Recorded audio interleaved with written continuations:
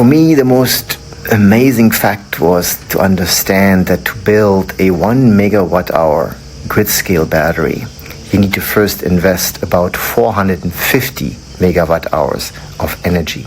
That's a factor of 450. So to build 1 megawatt hour of battery, you need to invest first 450 megawatt hours. There's a few unpopular truths about batteries that you have to consider. Utility scale batteries are really only required because of the immensely vast and fast build-out of intermittent weather-dependent wind and solar.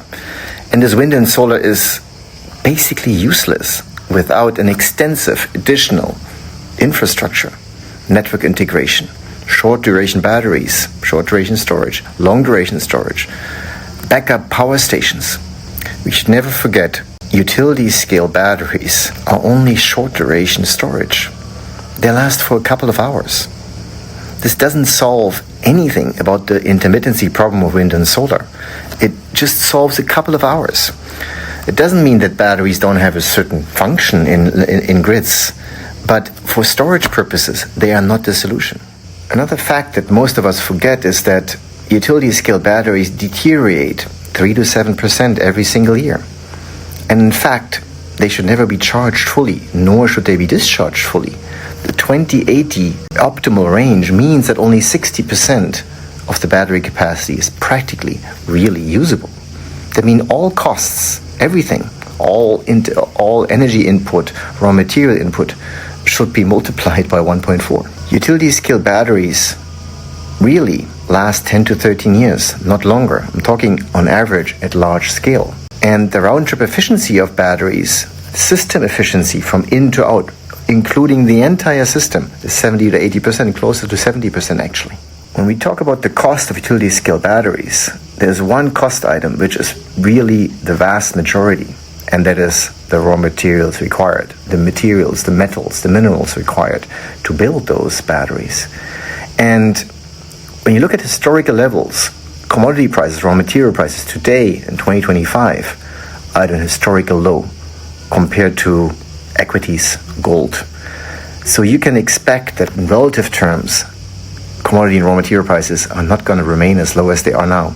That will have an impact also on batteries, obviously. By now, most of us understand that China controls 90% of the supply chain of batteries, anodes, cathodes, and most of the minerals and raw materials are processed there.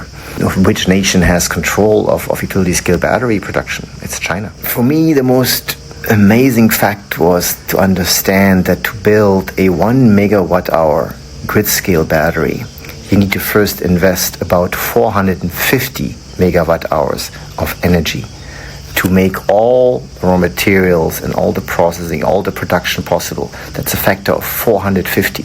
So to build 1 megawatt hour of battery, you need to invest first 450 megawatt hours. So when nations speak of gigawatt hours, to build a 1 gigawatt hour battery, okay, to build an 80 gigawatt hour battery, 80 gigawatt hour would back up Germany for 1 hour. How much you need to multiply that by 450 to first invest that much energy? To give you a sense, the city of Berlin consumes in one single year, in a whole year, 12 terawatt hours. So this factor of 450, let me give you a rough estimate what this means. So a gigafactory produces 50 gigawatt hours of batteries annually. Let's assume that this gigafactory produces primarily grid scale batteries. That means that that factory would probably require over 20 terawatt hours of input energy every single year to build the entire battery system. That compares to the city of Berlin consuming 12 terawatt hours annually. So a gigafactory, 20 terawatt hours. The city of Berlin, 12 terawatt hours. I think New York consumes 50 terawatt hours. It's incredible how much energy you would need to build these green, so-called green storage devices. Let's speak about energy density.